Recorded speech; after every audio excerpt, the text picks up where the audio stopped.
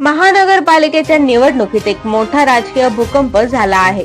भारतीय जनता पार्टीने पक्षविरोधी काम करणाऱ्या कार्यकर्त्यांवर थेट कारवाई करत हकालपट्टीचा निर्णय घेतला आहे। या निर्णयात पंचवटीतील भाजपचे एकनिष्ठ कार्यकर्ते, माजी पंचवटी मंडल अध्यक्ष असलेले ज्ञानेश्वर दामोदर काकड यांनाही पक्षाबाहेरचा रस्ता दाखवण्यात आला आहे। पण राजकारणात शेवट कधीच नसतो।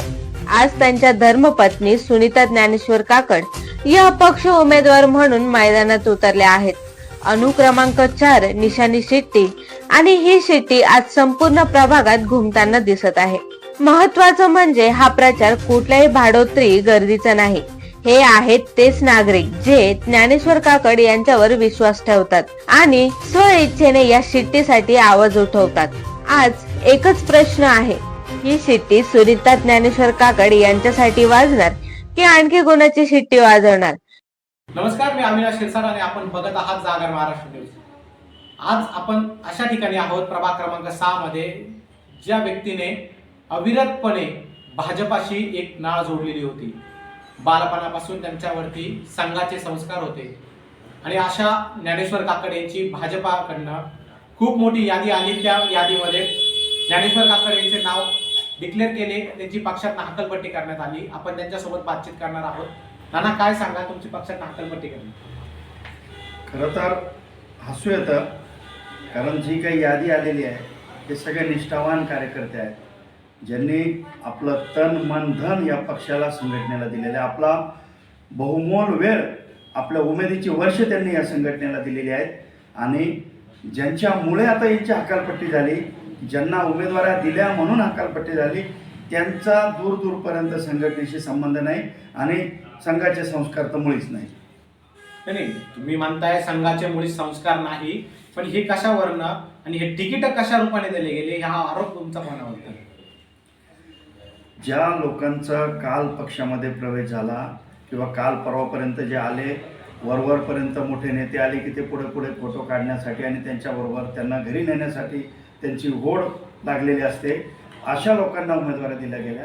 आणि ज्यांनी खरोखर संघटनेचं काम केलं आहे, जेव्हा कोणी काम करत नव्हतं, जेव्हा कुणी नाव घ्यायला कोणी नव्हतं, अशा वेळी हे लोक काम करत होते आणि त्यांना मात्र आज सत्तेच्या काळामध्ये आज सगळीकडे चांगलं दिसत असताना त्यांना दूर लोटलं गेलं। एवढंच नाही तर उमेदवाऱ्या जाहीर झाल्यानंतर साधा फोनसुद्धा कुणाचा संघटनेमधून आला नाही। जेव्हा आला तेव्हा वेळ निघून गेलेली होती, माघारीपर्यंत कुणाचा फोनसुद्धा आला नाही। इतकी मुजोरी या संघटनेमध्ये यापूर्वी कधी आलेली नव्हती। पण आपण संघाशी एकनिष्ठ होतात, पक्षाशी एकनिष्ठ होतात। आपण संघाबरोबर किती वर्षापासून काम केलं, पक्षाबरोबर किती वर्षापासून काम केलं आणि या पक्षामध्ये काम करत असताना आपल्यासोबत कोण एकनिष्ठ कार्यकर्ते आपल्या प्रभागातले होते? एक दुरुस्ती फक्त सांगतो, संघाशी एकनिष्ठ होता असं नाही, संघाशी एकनिष्ठ आहे। संघ स्वयंसेवक होता असं कोणी सांगत नाही। तो कायमस्वरूपी तो शाखेत एकदा जातो आणि शेवट 4 चौघांच्या खांद्यावर गेल्यानंतरच तो त्यापासून मुक्त होतो।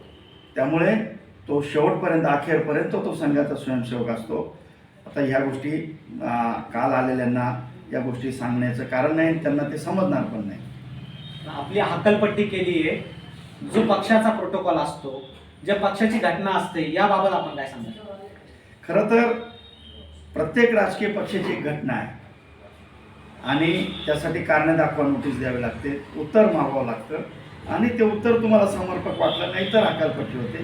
त्यामुळे बऱ्याच जणांना आता हे केवळ प्रसिद्धीचा सोर्स म्हणून हे असेल, खूप का आपण काहीतरी फार कडक आहोत, खूप का आपण कारवाई केली असं त्यांना दाखवायचं असेल।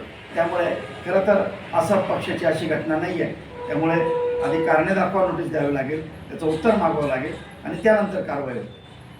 आता आपण आपल्या पत्नी आहेत ज्या अपक्ष म्हणून उमेदवारी करताय, जो प्रचार करताय, या प्रचारात घोडदौड कशी झाली आणि पक्षाला कसा फटका बसू शकतो किंवा आपला विजय हा कसा प्रकारे निश्चित होऊ शकतो?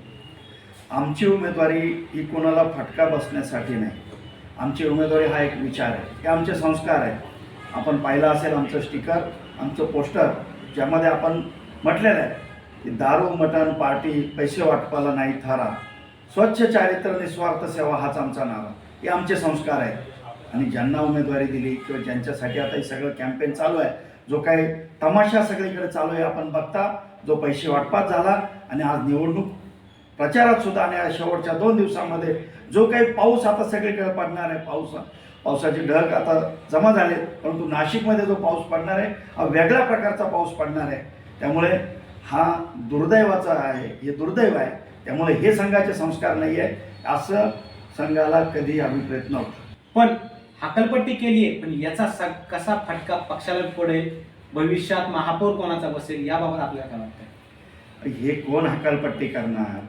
यांची जनतेने अगोदरच हकालपट्टी केलेली आहे. नाशिकचं त्र्यंबक होणार आहे, लक्षात ठेवा.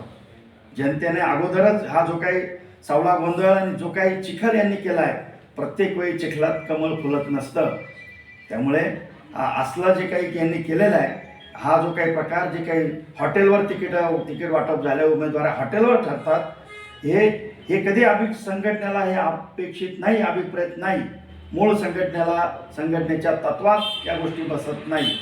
आपण आता उल्लेख केलाय की हे तिकीट हॉटेलवरती देण्यात आले. कोणतं हॉटेल होतं, कोण होतं तिकीट देण्यासाठी, कोणाचा मेन या गोष्टीमध्ये हात होता?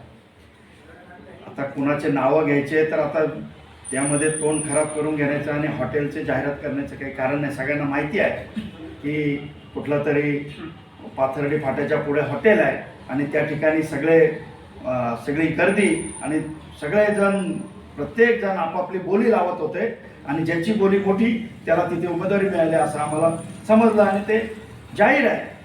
जो माणूस काल येतो, ज्याचा पक्षाशी संबंध नाही, त्याला उमेदवारी मिळाली म्हणजे याच्यातून ते सगळं जाहीर आहे की या ठिकाणी सौदेबाजी झाली. आणि हे यापूर्वी कधी हॉटेलमध्ये तिकीट वाटप झालेलं नव्हतं. ही नवीन संस्कृती या पक्षामध्ये ही रुजू होते आहे, वाढताना दिसते आहे. हे संघटनेचे संस्कार नाहीत. पक्षाने तिकीट दिलंय, आपल्यासोबत खूप सारे कार्यकर्ते होते जे पक्षाशी निष्ठावान होते, जे की संघाशी निष्ठावान होते आणि तुमच्यासाठी खूप निष्ठावान म्हणून काम करत होते. असे किती लोक आहेत? त्याच्यामुळे आता भारतीय जनता पार्टीला या प्रभागात फटका बसेल. संघटनेचे सर्व मूळ कार्यकर्ते, निष्ठावान कार्यकर्ते आमच्या सोबत आहेत. कारण त्यांना माहिती आहे की ह्या विचारधारेशी मूळ असलेला, ज्या विचारधारेची नाळ जोडलेला हा कार्यकर्ता आहे. आम्हाला अनेक पक्षाकडून ऑफर्स होत्या, आम्ही गेलो नाही. का? तर आम्ही ओरिजिनल आहोत, आम्ही बंडखोर नाही, आम्ही ओरिजिनल आहोत. संघटनेचे मूळ तत्व, मूळ विचारधारा आजही आमच्या नसानसात आहे. आम्हाला कुणी निष्ठा शिकवण्याचं काम करू नये, आम्हाला कोणी संघटनेची तत्व शिकवण्याचं काम करू नये आणि प्रोटोकॉल वगैरे हे आम्हाला कोणी शिकवू नये. आपण आता बातचीत केली आहे ज्ञानेश्वर काकडे यांच्यासोबत, जे सांगतायत की पक्षाचे निष्ठावान कार्यकर्ते, संघाचे कार्यकर्ते हे संपूर्ण आता आमच्या पाठीमागे आहे. तर ज्ञानेश्वर काकडे यांच्या पत्नी या प्रभागातून निवडणूक लढवत आहेत, त्यांची निशाणी शिट्टी आहे. तर या गोष्टीचा फटका भारतीय जनता पार्टीला कसा बसेल किंवा कोण निवडून येणार याकडे संपूर्ण प्रभागाचं लक्ष लागलेलं आहे. जागर महाराष्ट्र न्यूजसाठी अविनाश शिरसाट, नाशिक.